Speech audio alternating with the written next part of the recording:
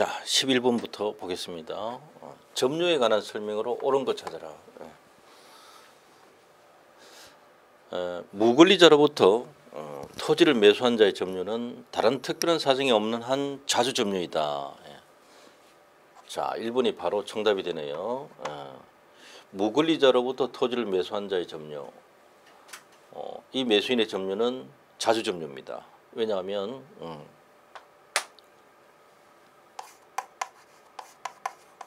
타인 권리에 대한 매매 계약은 유효 상태입니다. 유효입니다. 그렇기 때문에 이때 이 매수인의 점유가 타인 권리에 대한 매매로 인해서 점유하고 있는 매수인의 점유는 임차인인 건 아니죠. 그러니까 자주 점유로 추정되는 겁니다. 자주 점유인 겁니다.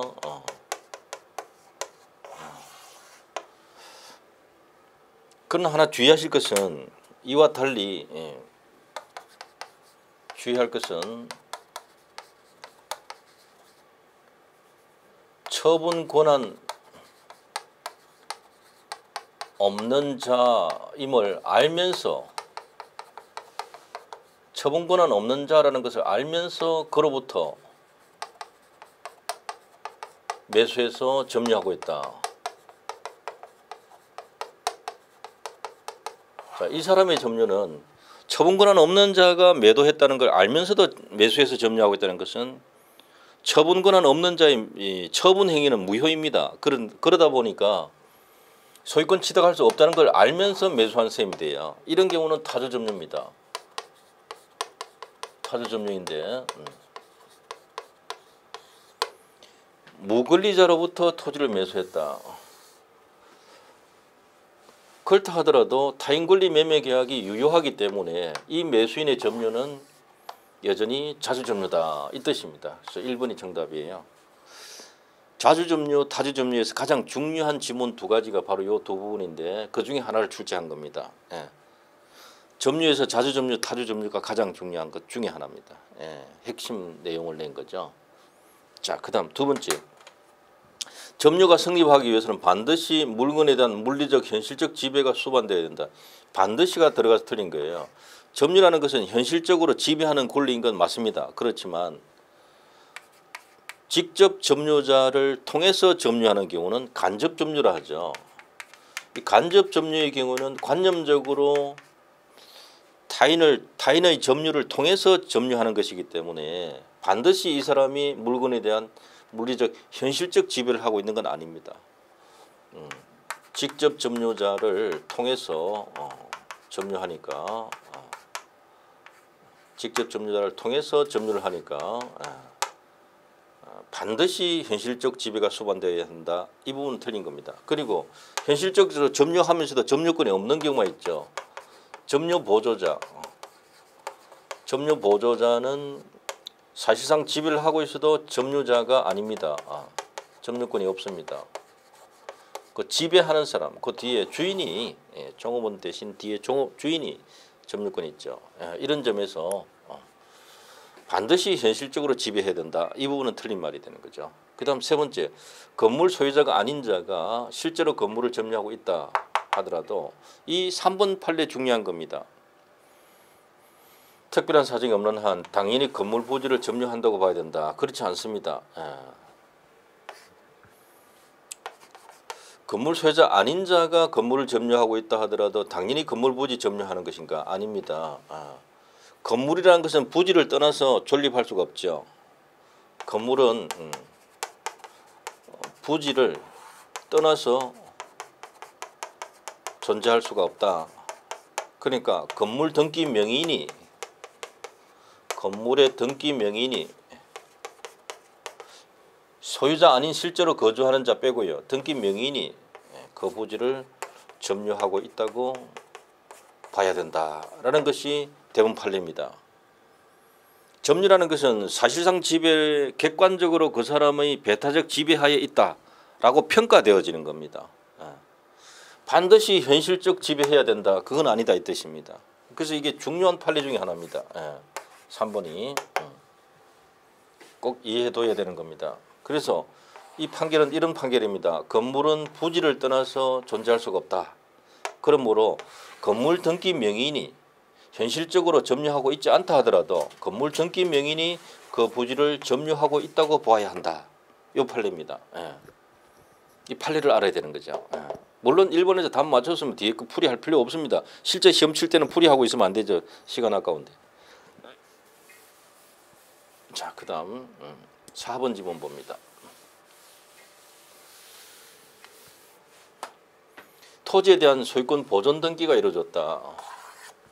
그러면 그 등기 명의자는 그 무렵 다른 사람으로부터 보존 등기하는 그 순간 다른 사람으로부터 당의 토지에 대한 점유를 이전받았다고 본다. 틀렸습니다. 왜? 요거는 소유권 이전 등기가 되는 순간 요 판결입니다. 소유권 이전 등기 되는 순간 등기부상 소유자로 탁 되는 순간 그 토지에 대한 점유도 같이 넘겨받았다. 이렇게 객관적으로 봐야 된다. 왜? 소유자가 그 땅 주인이니까 점유도 그 사람의 지배하에 있다고 봐야 되지 않느냐. 그 순간. 이런 판결이거든요. 보존 등기 때는 다르죠. 보존 등기는 다른 사람 이전 받는 게 아니죠. 그러니까 요 글자가 틀린 겁니다. 또 5번 부동산을 매도하고 등기를 이전하였으나 아직 그 부동산을 인도하지 않은 매도인의 점유. 자, 등기를 이전했으면 소유자가 이미 바뀐 겁니다. 그 상태에서 인도해주지 않고 매도인이 계속 점유하고 있으면 매수인의 토지를 점유하고 있는, 매수인의 부동산을 점유하고 있는 거예요. 이게 타주 점유입니다. 인도 의무를 지고 있는 매도인의 점유, 타주 점유입니다. 그러니까 자주다가 틀렸죠. 예.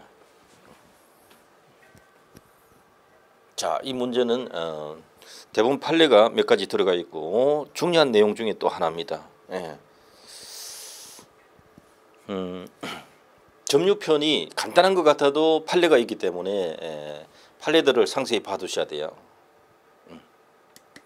자, 그 다음 12번 보겠습니다. 점유보호 청구권이죠.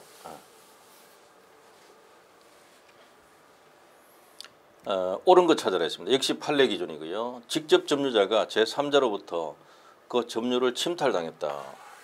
침탈당한다는 것은 의사에 반하여 빼앗기는 걸 뜻합니다. 점유자의 의사에 반하여, 점유자의 의사에 반하여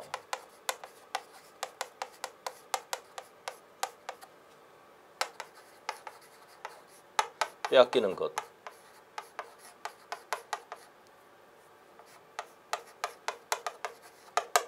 점유자의 의사에 반하여 빼앗기는 것. 이때 점유자는 빼앗기는 점유자는 누구냐 하면 직접 점유자 기준입니다. 간접 점유자 기준 아니다. 그리고 점유 보조자가 있으면 점유 보조자 기준입니다. 점유자 기준이 아니고 점유 보조자 기준이에요. 이들 기준입니다. 점유 보조자 종업원이 점유 침탈당하면 주인이 침탈당한 거예요. 점유권이. 그 점을 주의하셔야 되는데 어쨌든 직접 점유자가 침탈당하면 간접 점유자 점유 보호 청구권 행사할 수 있습니다. 자, 그다음 왜? 직접 점유자가 점유 침탈당하면 간접 점유자도 침탈당하기 때문에. 자, 그다음 유실물을 우연히 습득한 자에 대해서는 점유물 반환 청구권 행사할 수 없다. 왜? 유실물은 침탈당한, 유실된 것은 의사에 반하여 침탈당한 게 아니죠. 침탈이 아니기 때문에 이것을 행사 못합니다. 2번이 정답이에요. 침탈 뜻을 물은 겁니다. 침탈 뜻을. 침탈은 점유자의 의사에 반하여 빼앗기는 것이다. 이걸 꼭 기억하셔야 돼요. 그래서 이 유실의 경우는 침탈 아니니까 반환 청구권 못한다. 이 뜻이 맞는 것이에요. 그 다음에 또 대부분 판례가 있습니다. 침탈 아닌 것이 어떤 것이 있는가. 사기나 강박에 의해서 인도해 준 것, 속았지만 스스로 준 거예요. 이게 침탈 아니에요. 속았지만 스스로 준 거예요. 침탈 아니기 때문에 이 경우에는 점유권에 기한 반환 청구를 행사하지 못합니다. 또 침탈은 직접 점유자 기준이라 했습니다. 그러면 간접 점유자도 침탈당한다 이렇게 했는데 직접 점유자가 간접 점유자 의사에 반하지만 직접 점유자가 간접 점유자 의사에 반하지만 직접 점유자가 스스로 인도했다. 이건 침탈 아니에요. 간접 점유자의 의사는 반하는데, 즉 이 사례는 어떤 경우냐면 무단 전대차 하나 생각하시면 돼요. 무단 전대차. 임차인이 임대인 동의 얻지 않고 임차인이 전대차 계약을 하고 목적물 인도해버린 경우, 이런 경우는 임대인의 의사에는 반하지만 임차인이 침탈당한 게 아니죠. 스스로 준 거잖아요. 그러니까 이 부분도 침탈 아니다. 자, 요 두 가지가 가장 많이 출제되는 것 중에 하나인데요. 이번에는 유실 자체를 침탈이 아니다라고 출제한 겁니다. 네, 이 침탈이란 단어는 점유자의 의사에 반하여 빼앗기는 것. 이때 빼앗기는 점유자는 누구 기준이냐?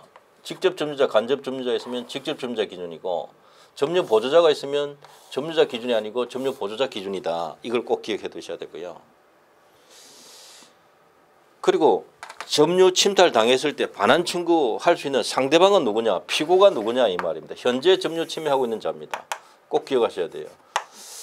그리고 점유 침탈자 선의 특별 승계에게는 안 됩니다. 선의 특별 승계에게는 못해요. 악의 특별 승계에게는 상대방이 됩니다. 자, 영업상 타인의 지시를 받아 물건을 사실상 지배하는 자, 점유 보조자죠. 점유 보조자. 점유 보조자에게는 점유 보호 청구권 인정 안 됩니다. 왜? 점유권 자체가 존재하지 않기 때문에 점유 보호 청구권 행사할 수 없는 거예요. 자력 구제는 됩니다. 자력 구제는 인정합니다. 그러나 점유권이 존재하지 않기 때문에 점유 보호 청구권 행사하지 못한다. 꼭 기억하셔야 되는 거죠.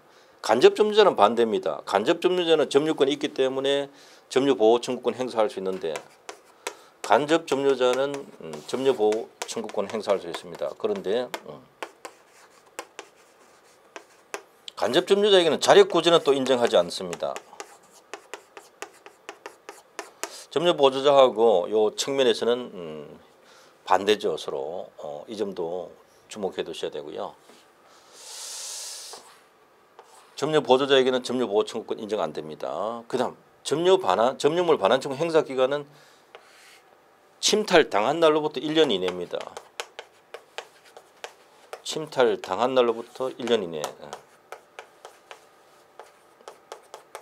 요건 이제 제척 기간이면서도 반드시 이 기간 안에 소를 제기해야 되는 기간, 즉 소송으로만 가능하다는 것이 대부분 판례다. 그래서 반드시 이 기간 안에 소송을 소장 제출해라. 출소 기간이 있듯이. 아니다가 틀렸죠. 예. 아주 잘 나오는 지문입니다. 반드시 기억해야 되는 거예요. 자, 자주점유, 타주점유, 그 다음에 점유보호 청구권. 점유편에서는 핵심 파트들이에요.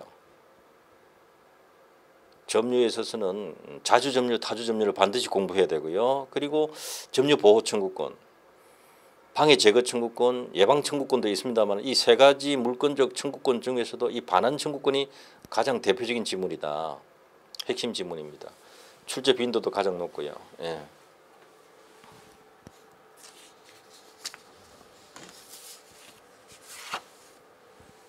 자, 그 다음 13번 보겠습니다. 첨부제도입니다. 첨부제도. 첨부라 하면 부합, 혼합, 가공 세 가지를 총칭해서 부를 때 첨부라고 하는 겁니다.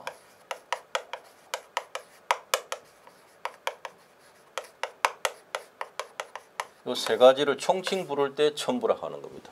자, 옳은 거 찾아라 했습니다.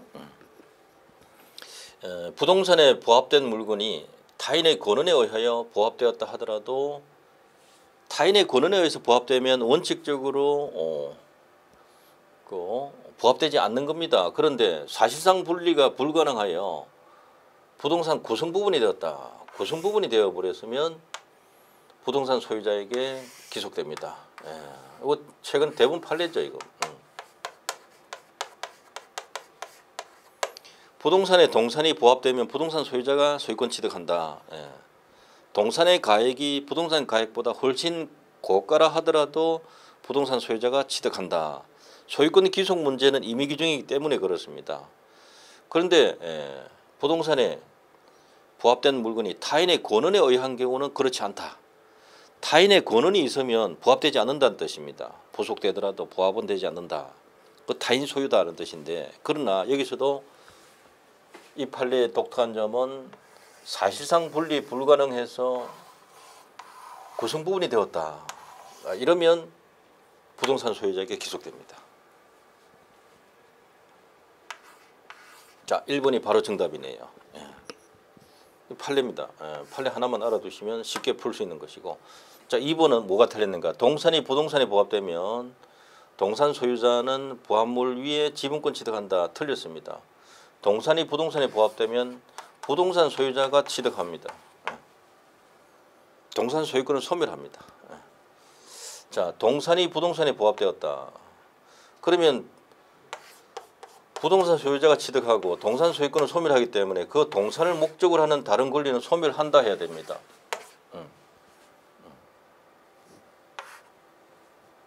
자, 부합에 관한 기본 내용들이죠. 그 다음 4번. 가공물의 소유권은 원칙적으로 원재료의 가공자에게 속한다. 원재료의 가공자에게, 이게 틀린 거죠. 원재료 소유자입니다. 원칙이 원재료 소유자에게 속한다. 이렇게 해야 돼요. 예외적으로 가공한 물건의 가액이 현저히 다액이다. 가격이 현저히 다액이 되었다. 이렇게 된다면 가공자 것이다. 이렇게 하는 것이죠. 이 말이 들어가 틀렸죠. 그 다음 5번. 동산 간의 부합에 있어서 합성물의 소유권은 원칙적으로 주종 구별 없이 가액에 비례하여 공유한다. 틀렸습니다. 동산 간의 부합의 경우는 주종 구별이 되면은 주된 동산 소유자 것이다. 주된 동산 소유자 것이고, 주종 구별이 안 되는 경우는 합성 당시 가액 비율로 공유다라는 거죠. 주종 구별 없이 공유다는 것은 틀린 것이죠. 자, 첨부제도가 또 출제되었습니다. 첨부, 부합, 혼합, 가공. 자, 그 다음 14번 문제를 봅니다. 이제 법률행위 파트에 들어갔죠. 법률행위 목적, 옳지 않은 것.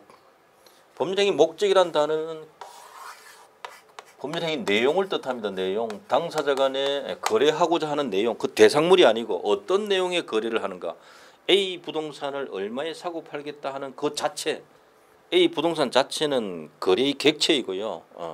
객체고 목적물이고, 거래 법률행위 내용 자체는 그 부동산을 얼마에 사고 팔기로 한다라는 그러한 내용들, 내용을 뜻합니다. 틀린 거 찾아라. 판례 기준. 도박 채무 이행으로서 토지를 양도하는 계약은 반사회적 법률행위로서 무효입니다. 선량한 풍속 기타 사회질서 위반 행위죠. 무효입니다.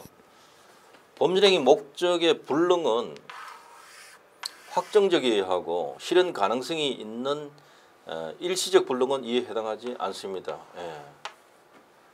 사찰이 그 존립에 필요 불가하게 재산의 임야를 정리하는 계약은 존립에 필요 불가하게 재산까지 다 넘겨버리면 안 돼요. 이건 무효입니다. 자, 부척관계 유지하는 계약은 본처의 사전 동의가 있어도 반사회적 법률행위다. 그렇습니다. 본처의 사전 동의가 있어도 본처에 대해서는 불법행위가 됩니다. 자, 5번. 법률행위 동기가 사회질서에 반한다는 사실을 법률행위 시에 상대방이 알았다. 그게 포인트죠. 그러면 동기가 사회질서에 반하면 동기의 불법이라 합니다. 동기의 불법. 이것이 표시되거나 알려진 경우, 자, 상대방이 알았다 했죠. 특히 법률행위 시에. 그러면 그 법률행위 전부가 무효입니다. 전부가 무효. 법률행위 전부가 반사회적 행위로서 무효입니다.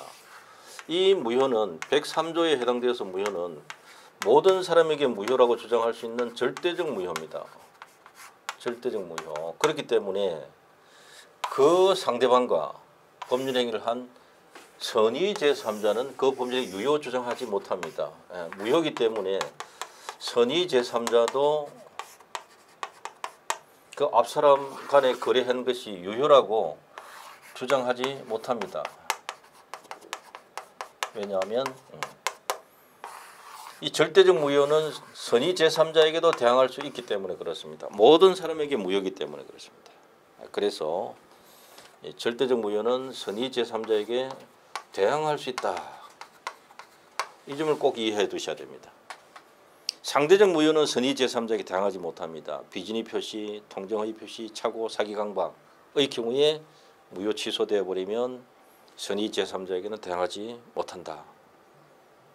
민법 총칙에서 절대적 무효, 상대적 무효 반드시 구분해야 되는 것이죠. 물론 그보다 더 유동적 무효, 유동적 유효까지 지금 출제하니까 그것까지 다 구분해야 되죠. 유효 주장하지 못합니다. 5번이 정답이에요. 자, 내용을 알면은 간단하고요. 15번 보겠습니다.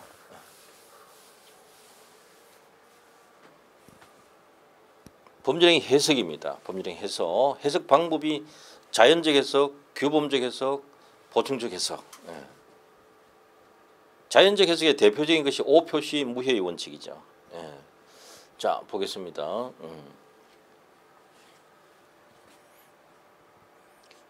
틀린 거 찾아라. 오표시 무효의 원칙은 법률행위 해석 중 자연적 해석에 따른 것이다. 맞습니다. 진의대로 해석하는 거죠. 합의된 대로 해석하는 것이기 때문에 자연적 해석입니다. 자연적 해석은 내심의 효과의사,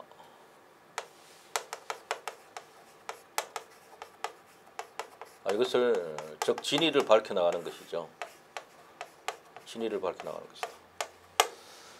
비전형의 혼합계약을 해석하면은 사용된 문헌의 내용에 의하여 당사자가 그 표시행위에 부여한 객관적 의미, 당사자가 그 표시행위에 부여한 객관적 의미, 자, 이것이 표시상의 효과의사입니다. 효과의사는 두 가지로 논하는데 내심의 효과의사와 표시상의 효과의사 두 가지로 논합니다. 자연적 해석은 내심의 효과의사 기준으로 해석하는 것이고요. 규범적 해석은 표시상의 효과의사를 밝혀나가는 겁니다. 이걸 꼭 기억해 두셔야 돼요. 그것을 확정하는 것이 필요하다. 맞습니다. 특히 계약에 있어서는, 혼합계약에서는 당사자가 특정 토지를 매매 목적물로 합의하였다. 그러나 그 지분 표시에 관한 착오로 인하여 계약서에 그 토지와 다른 토지로 표시를 했다. 자, 이것이 바로 오표시입니다. 표시를 잘못했다. 그러나 합의된 대로 계약이 성립하기 때문에 합의된 대로 당사자 간에 계약이 성립합니다. 이것이 바로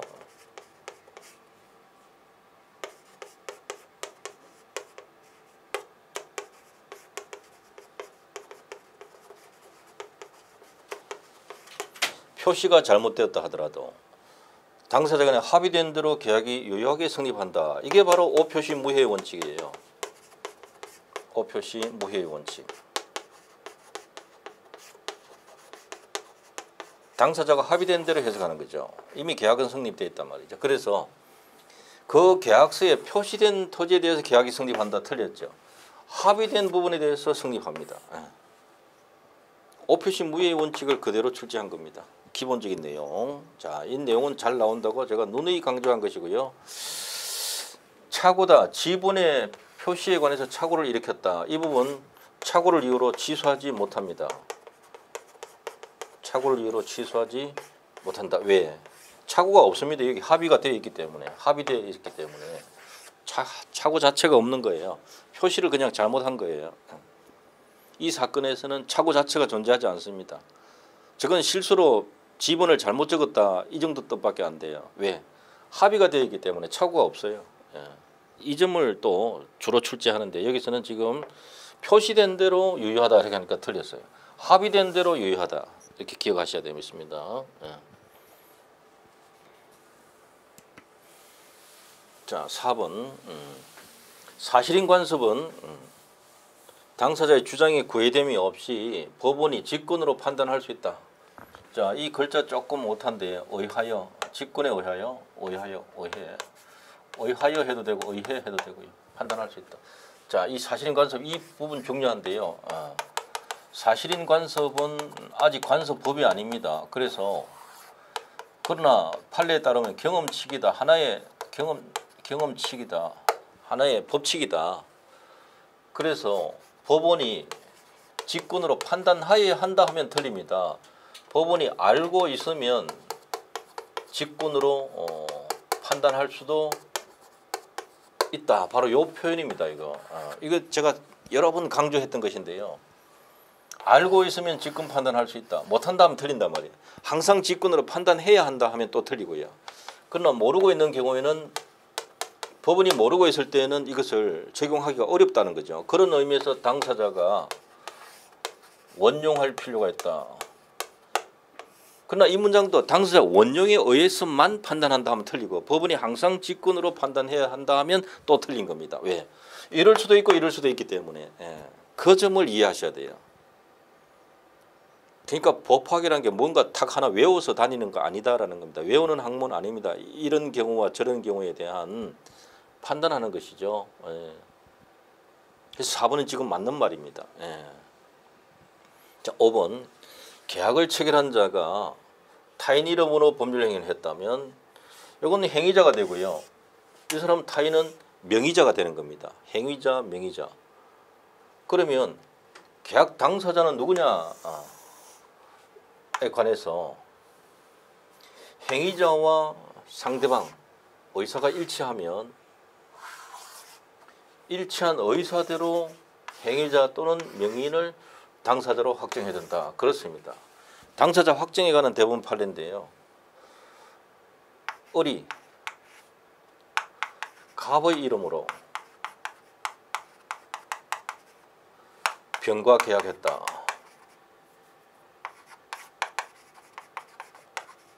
자, 이 경우에 누가 당사자냐 이 뜻입니다. 자, 을이 행위자죠. 행위자. 자, 갑의 이름으로 명의자입니다. 명의인. 이 상대방이죠. 상대방이 당사자인 건 틀림없습니다. 그러면 행위자가 당사자냐 명의자가 당사자냐 이건 알 수가 없지 않느냐 이 뜻이. 이게 해석을 어떻게 되는가. 의사표시 해석 문제다. 당사자 확정 자체도 의사표시 해석 문제다. 의사표시 해석해야 된다. 해석 문제다. 라는 뜻이고요. 행위자와 상대방이 의사가 일치되어 있다. 의사가 일치되어 있으면 일치된 대로 해석하면 돼요. 일치된 것이 을을 행위자를 당사자로 판단했으면 을이 당사자 되는 것이고 명의인 갑을 당사자로 생각하고 의사표시하고 일치가 되었다면 갑이 당사자 되는 것이죠. 이렇게 하는 겁니다. 그러나 당사자 간의 의사가 일치되지 아니하면 어떻게 하는가? 합리적인 상대방 시각에서 해석한다. 상대방이 합리적이라면 합리적 상대방 시각에서 해석한다. 입장에서 해석한다. 그래서 판단해야 된다라는 대법원 판례가 있습니다. 두 가지. 앞부분을 출제했죠. 뒷부분 제외하고. 왜? 일치한 대로, 일치했으면 일치한 의사대로 확정해야 된다. 맞는 표현입니다. 이 판례가 하나밖에 없어요. 판례를 봐둬야 됩니다. 요 중요한 판례고요. 이건 언제든지 또 출제하는 겁니다. 말을 바꿀 수 있는 자리이기 때문에. 또 이 부분은 두 가지 요소가 있죠. 일치된 대로 일치 안 됐으면 상대방 시각에서 둘 중에 하나예요. 그러니까 문장을 만들 때 항상 행위자다 하면 틀리죠. 항상 명의자다 하면 틀리죠. 자, 그 다음 16번 보겠습니다.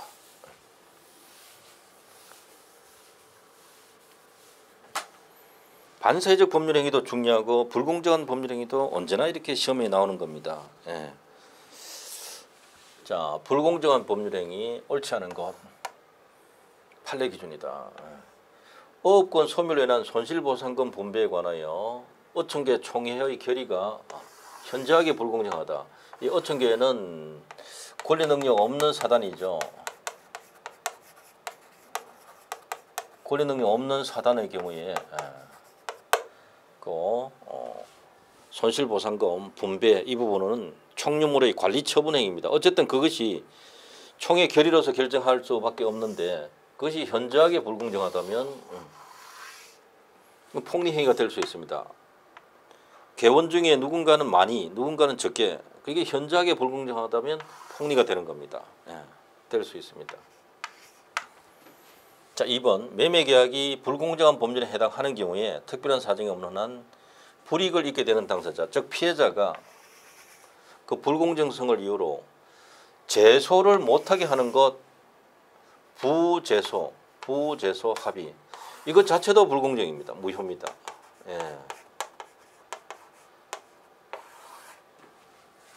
소제기할 권한 자체를 없애버리는 합의 그 자체도 무효죠. 자, 그 다음 3번 보겠습니다.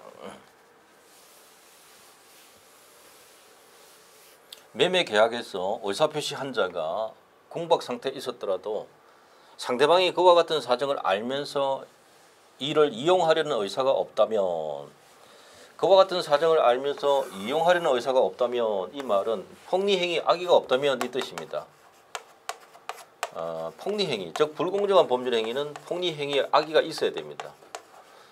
이게 없다면 불공정행위가 되지 않습니다. 성립하지 않습니다. 옳은 편이고요. 자, 그 다음 4번 불공정한 법률행위를 이유로 무효 주장하는 자는 피해자의 궁박, 경솔, 무경험을 모두 증명해야 된다. 이게 틀린 겁니다. 폭리자는 피해자의 궁박, 경솔 또는 무경험 이것을 알고 이용하는 것인데 알고 이용하여 폭리를 취하는 것인데 이때 폭리자가 궁박, 경솔, 무경험 모두 알고 이용해야 되는가? 아닙니다. 왜냐하면 어느 하나만 알고 이용해도 된다. 어느 하나만으로도 충분하기 때문에 그럼 피해자가 폭리자의 이러한 상황을 다 알고 이용했던 걸 그중에서도 궁박, 경솔, 무경험 모두 알고 이용했다고 입증해야 되는가? 그렇지 않습니다. 하나만 해도 되는 거니까 모두 입증해야 할 이유가 없죠. 그때는. 그러니까 모두 증명해야 된다. 이게 틀린 거예요.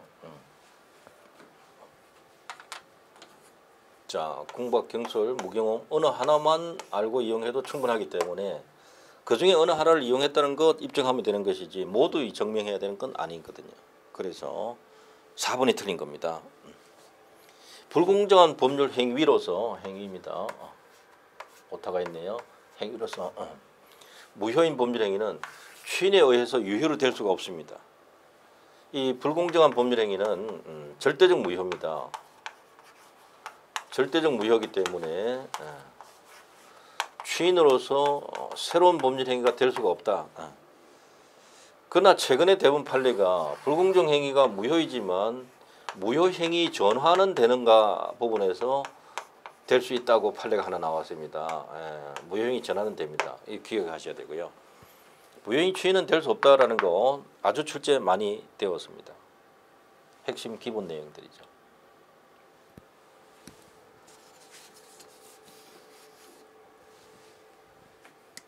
자, 17번 보겠습니다.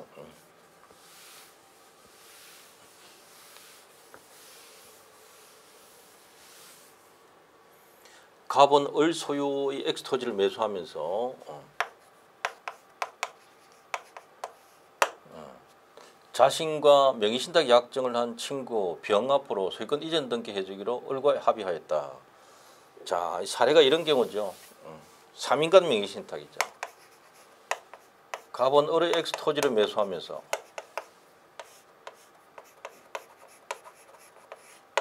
친구 을과 명의신탁 병과 명의신탁 약정을 하고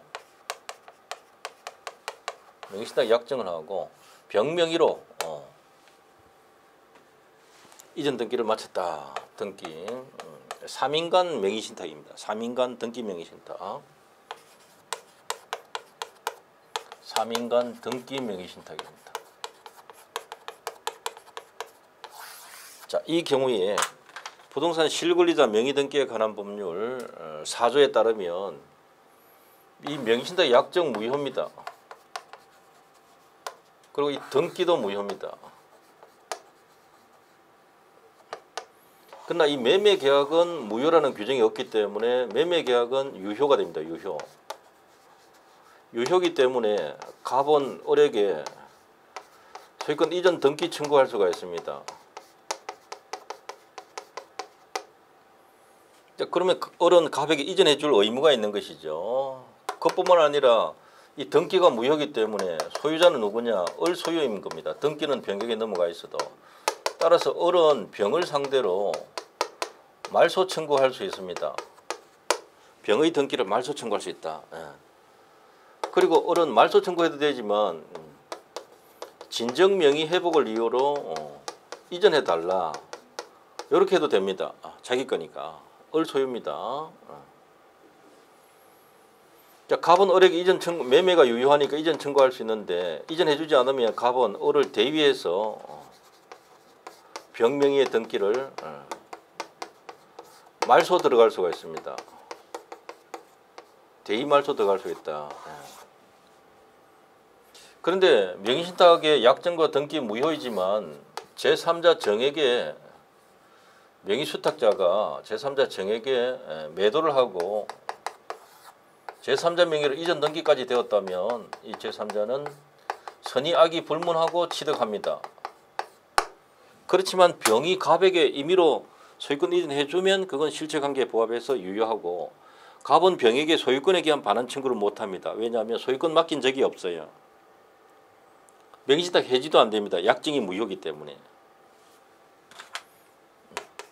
갑과 병 간에 명의신탁 해지가 안됩니다. 왜? 명의신탁 약정 자체가 무효이기 때문에 해지가 안된다. 그러니까 갑은 병을 상대로 명의신탁 해지하고 소유권 반환 청구되느냐. 이 소유권을 맡긴 적이 없기 때문에 소유권 반환 청구할 수가 없는 겁니다. 이런 논리들을 출제하는 거예요. 누구 거냐 이렇게 간단히만 알면 되는 게 아니에요. 자 보겠습니다. 옳지 않은 거 찾아라. 판례 기준이다. 자, 병명의의 소유권 이전 등기는 무효다. 자, 요거 나왔죠.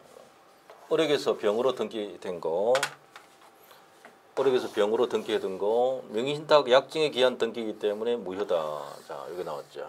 그 다음 두 번째, 을은 병에게 진정 명의 회복을 원인한 이전 등기 청구할 수 있다. 그렇죠. 을 소유니까 을은 병에게 진정 명의 회복을 원인으로 해서 이전 등기 청구를 할 수 있다. 이 부분 출제한 거죠. 자, 3번 갑은 을을 대위하여 병에게 소유권 이전 등기 말소 청구할 수 없다. 틀렸죠. 을은 병을 대위해서 갑은 을을 대위하여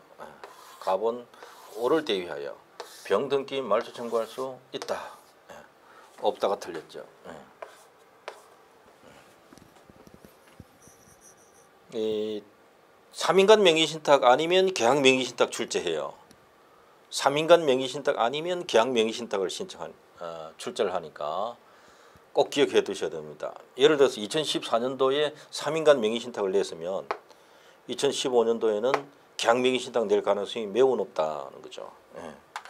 중복해서 똑같은 문제를 또 내기는 그렇지 않습니까? 그러니까 조금 다른 문제를 내는 수밖에 없죠. 자, 3번이 틀린 것이고요.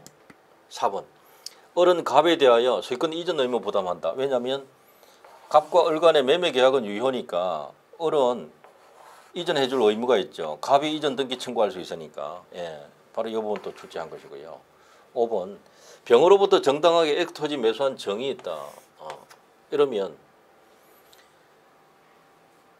갑과 병 사이 명의신탁 사실 알았더라도 악이네요. 악이. 알았다 하더라도 정은 병으로부터 액토지를 유효하게 취득할 수 있다. 정은 무조건 취득합니다. 선의 악이 불문하고 취득합니다. 왜? 명의신탁 약정 무효, 명의신탁 등기 무효를 가지고 제3자에게 대항하지 못하기 때문에 이 대항하지 못한다는 것은 선의 악이 불문하고 제3자에게 대항 못합니다. 그러니까 악이라도 정은 취득합니다. 그러니까 명의신탁 하지 말라는 뜻이에요. 명의신탁 하지 말라는 것이 부동산 실권리자 명의등기에 관한 법률의 취지입니다. 자, 3인간 명의신탁을 정확하게 정리해 두셔야 됩니다. 이 범위 안에서 출제합니다. 크게 벗어날 게 없습니다. 자, 그 다음 18번 봅니다.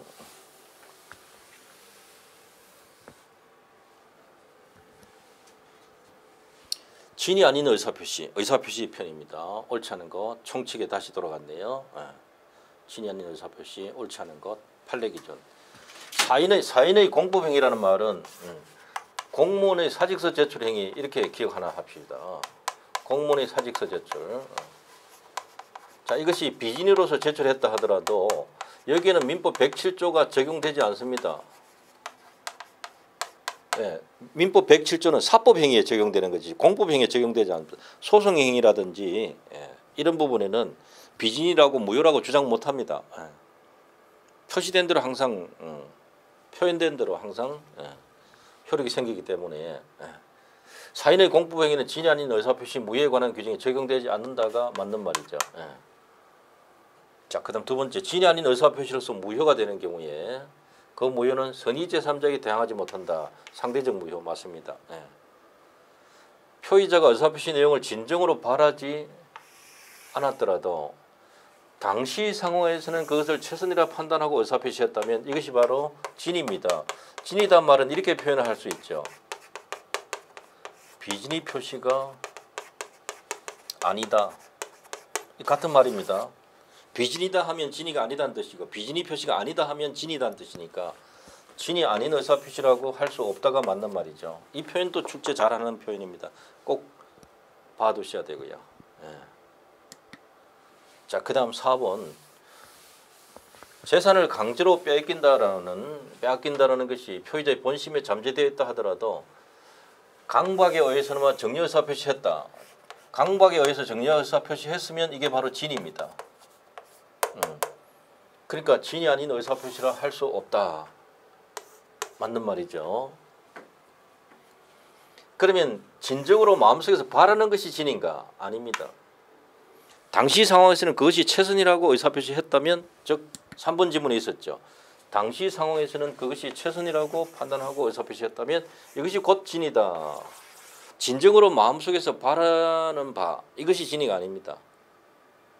당시 상황에서는 그것을 최선이라 판단하고 의사표시했다면 그게 진입니다. 그러니까 이것은 진이란 단어도 객관적으로 평가하는 것이지 주관적 주장 기준으로 하는 게 아니다는 거죠.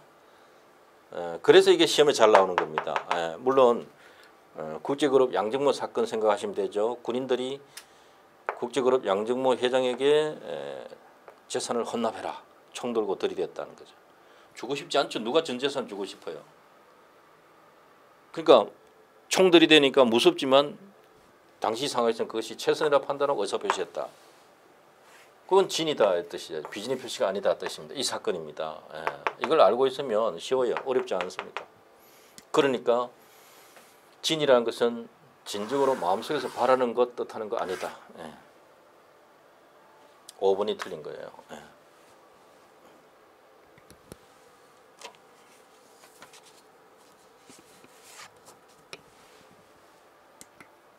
자, 그 다음 의사표시 부분인데요. 사기 강박에 의한 의사표시 옳지 않은 것 찾아라 했습니다. 판례 기준. 상대방이 있는 의사표시에 관하여 제3자가 사기 강박을 행한 경우에 표의자는 상대방이 그 사실을 아는 경우에 하나여 요거 틀렸습니다. 상대방이 알았거나 알 수 있었을 경우에 하나여 이렇게 되어 있습니다. 그래서 이거 주의하라고 몇 번 제가 강조하는 겁니다. 알았을 경우에 하나여 하면 틀린다. 왜? 두 가지의 경우에 하나여이지 하나의 경우에 하나여 하면 틀린다고 내가 여러 번 강조했던 겁니다. 그래서 알 수 있었을 이 말이 빠지면 틀립니다. 하나여란 말이 들어가면. 자, 알았을 경우에 하나여 빼볼까요? 알았을 경우에 취소할 수 있다. 이건 맞는 말이에요. 그런데 하나여 하면 알 수 있었을 경우를 제외했기 때문에 틀린 것이다 라고 여러 번 강조했습니다. 그래서 1번 틀린 겁니다. 하나여라는 말이 들어갔기 때문에. 그럼 피기망자에게 손해를 가할 의사, 이것은 손해를 가할 의사가 있고 아니하고는 동기는 따지지 않습니다. 성립 요건 아니다가 맞고요. 강박의 의사표시가 스스로 의사결정할 수 있는 여지가 전혀 없는 상태다. 전혀 없는 상태 같으면 의사 무능력으로 만들어버릴 정도로 공포심을 조성한 것이니까 그건 효력이 없는 무효죠. 자, 어렵지 않은 겁니다. 자, 4번 봅니다. 상대방이 불법적인 해악 고지가 없이 각서에 서명 날인을 강력히 요구한, 요 아주 오래된 판례인데요. 강력히 요구한 것만으로 강박이냐? 아닙니다. 강력히 요구한 것만으로 강박이냐? 아니다라는 것 때문에 판례입니다. 그래서 이 문제는 복수 정답입니다. 1번, 4번 모두 정답입니다. 복수 정답이다. 복수 정답이 중요한 게 아니고요. 그 내용을 알아야 되는 것이죠. 네, 내용을 알아야 되는 것이다. 자, 그 다음 5번 교환계약 당사자 1방이 자기 소유 목적물의 가액을 시가보다 높게 허위로 고지했다 하더라도 기망 아닙니다. 교환계약의 당사자 1방이 시가를 묵비 말하지 않았다. 또는 지금 이 판례처럼 시가보다 높게 허위로 고지했다. 이 두 가지가 다 기망이 아닙니다. 왜냐하면 시가는 누가 판단해야 되는가? 매도인 측에서 불러주는 대로 응해야 될 게 아니라 매수인이 알아서 판단해야 되는 것이기 때문에 가격을 높게 부르거나 말하지 않았다. 이것이 매수인이 의사결정하는데 의사결정에 불법적 간섭을 한 것이 아니다라는 것이 대부분 판례입니다. 그러니까 기망이 아니다. 기망이 아니니까 이러한 경우에는 기망을 이유로 취소하지 못한다. 이 논리거든요. 예.